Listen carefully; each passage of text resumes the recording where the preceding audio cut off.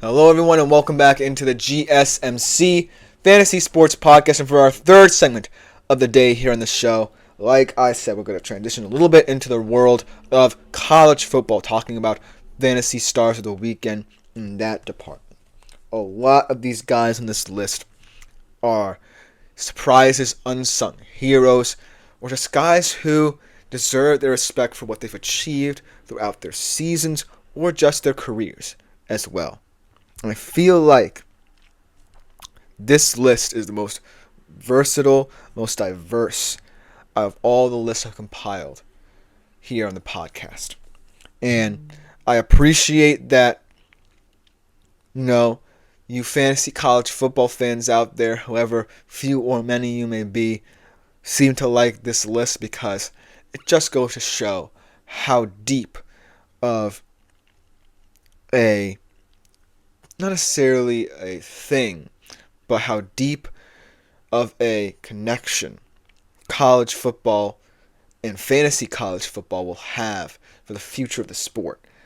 And if you're a Dynasty League fan even, this adds a lot of value as well. To see so many unsung players who don't get a lot of media attention, who might go to smaller profile schools, how these segments could really help bolster, your mindset towards different modes of fantasy football, different ways to play.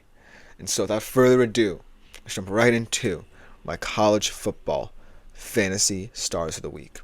Starting off with a guy, speaking of unsung heroes, when we talk about this team, the Boise State Broncos, you only think of one guy, Ashton Jeanty.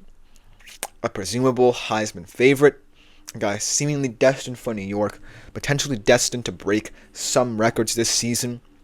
But we often forget that Boise State is at this level, at this juncture of the season, in a place to compete for the CFP playoff spot because of a team. And on this team is a lot of good players, including this young man at the quarterback position. Oops, wrong guy.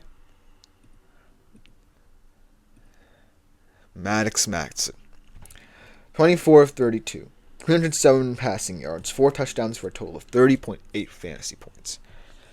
When we think about the Boise State Broncos, it seems kind of safe to say that Ashton Jeanty is the biggest reason why these Broncos are in contention, because he is doing incredible things that no one's seen before on a football field, and the hype surrounding him is so high. Such a small profile school. We often forget that the guy in the backfield with him is just as much talent. His performance against a solid San Diego State team that solidifies the reason why Boise State is more than just a quote-unquote group of 5 representative. If they get into the college football playoff, they could potentially be a bracket buster once they get into the CFP, if they do, because of a guy like Maddox Maxson elevating his game to supplement what Jeanty can do. And not for nothing, another guy on this list from Boise State that we're going to talk about later, Latrell Caples, can do that as well. This is not just an individual effort here. There's a multiplicity to this Boise State Broncos team. And so kudos to Maddox Maxson for making people, perhaps for just one moment, kind of forget about the brilliance of Ashton Jeanty, no matter how hard that is to do. I just wanted to applaud him for that. But speaking of solid quarterbacks, not unsung heroes, guys who are established in their college careers, let's talk of Mr. Jackson Dart a little bit. Kind of separating himself right now as perhaps the best quarterback in the SEC. Who would have thought we'd be saying that this late in the season? We have guys like Carson Beck, Quinn Ewers, Jalen Milroe in this conference. We often forget about a guy like Jackson Dart, but he, throughout his college football career, in this Lane Kiffin offense, has proven to be the most explosive, exciting young quarterbacks to talk about. He might not be a high draft pick, but his college career is at a place where a lot of people would be envious of what he's doing. This game is the second game where a SEC quarterback has thrown for over 500 yards and 6 touchdowns. Shout out to the other guy who did it, a former Seattle Seahawk, Drew Lock. That's an impressive stat to tell your friends. The only 2 quarterbacks in the SEC to do that, achieve that stat. And Jackson Dart looked very impressive doing it. And a potential trap game, nonetheless, against an Arkansas team that could have beat them on a good day. 25 of 31, 515 yards, 6 touchdowns for a total of 49.3 fantasy points. We talk about quarterbacks that, from an interesting fantasy perspective, if you are a Dynasty League player, if you are a fantasy college football enthusiast even, Jackson Dart is someone you can get behind. He may not be the attention getter, or he may not even seek attention like other SEC quarterbacks. But he is one of the most solid in the entire conference, and should he have an NFL career, always look out for him as someone who can develop and grow because he's showing impressive traits and numbers to prove it and back it up. Can separate him from a lot of different quarterbacks in that kind of draft discussion. Even if he doesn't even enter this year's draft, he may, I believe, still be eligible for one more year of college play. But wherever his career takes him, just know that he's a very special player that you can't ignore. Not many people come around and put up this stat line in the competitive SEC, and Jackson Dart is one of only 2 people to ever do so, so I wanted to give him his flowers as well. Let's get to some skill position players. Speaking of records being broken, let's talk about Xavier Restrepo. This is a guy this year may have been a little bit disappointing to some people. May not have lived up to the lofty standards of being a wide receiver 1, perhaps the deepest, most impressive, fearsome wide receiver cores in the country. This game proves why. I believe the records he broke in this game were for most receiving yards, most receptions, and I believe most receiving touchdowns by a Miami Hurricane. Truly someone who Miami Hurricanes can really appreciate as a player, but not necessarily someone who we've mentioned a ton of on this show, just because, of how well this Miami Hurricanes offense operates, even when star players might not be playing up to par. But Xavier Restrepo, on a record-breaking day, 8 catches, 146 yards, 3 touchdowns, 36.6 points, has to be included on my list. He's been a standout player in his college career, finally with an opportunity to do something special, to end his college career, win a national championship for a Miami team that, by hook or by crook, has looked really good, one of the only remaining unbeaten teams in the country. And Xavier Restrepo, someone, like I said, who may not have been the best this season, may not have lived up to his lofty goals that he set for himself.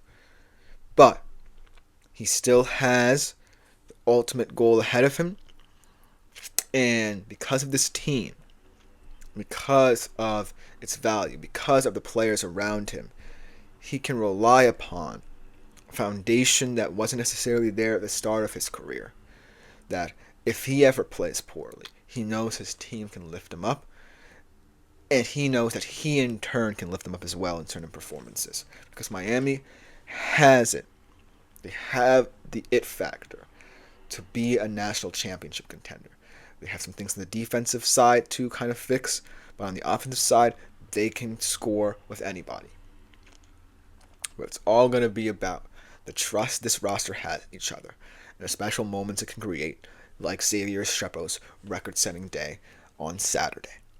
And the last player I want to acknowledge is a player who not many people may have heard of, but certainly someone who has been around the block a little bit. A junior at Oklahoma who kind of needed a pick-me-up in, albeit a very cupcake game against an FCS main squad that was not necessarily going to compete in this one, but just showing this offense still has some hope to it. Javonte Barnes, 18 carries, 203 yards, 3 touchdowns, 40.7 fantasy points.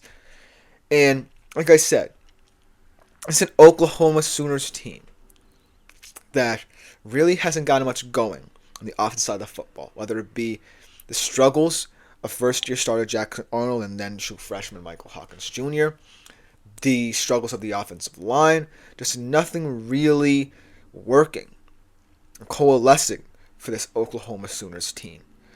But, this felt like a wake-up call, and in a game where they felt like they had to get right against an FCS squad, Javonte Barnes proved that there might be some hope in the stretch run to go bowling, get a nice bowl game, because they aren't necessarily going to compete for the CFP.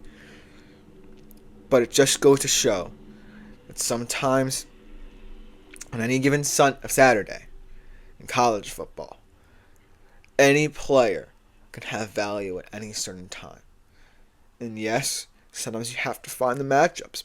Oklahoma playing a very weak Maine team. It just goes to show that week in, week out, unsung heroes can arise. When I look at this list and look at all these players, the journeys they've gone through, Madsen, questions about him even being the starting quarterback for the Boise State Broncos, bring in former 5-star recruit and USC transfer Malachi Nelson. Nobody really thought that Max Madsen would have a shot. And he's given it, and he's captained this team very well, with Ashton Jeanty, a special player, in the backfield with him. And ultimately, they're in prime position to be the Group of 5 representative in the CFP for Jackson Dart, a player who a lot of people in the SEC have incredible respect for what he's done in his career at Ole Miss. Perhaps not necessarily going to have a playoff spot to talk about in the latter stages of his career, but I still think there's merit to what he's done to elevate this Ole Miss program. And Xavier Restrepo, another highly respected player in the college football landscape.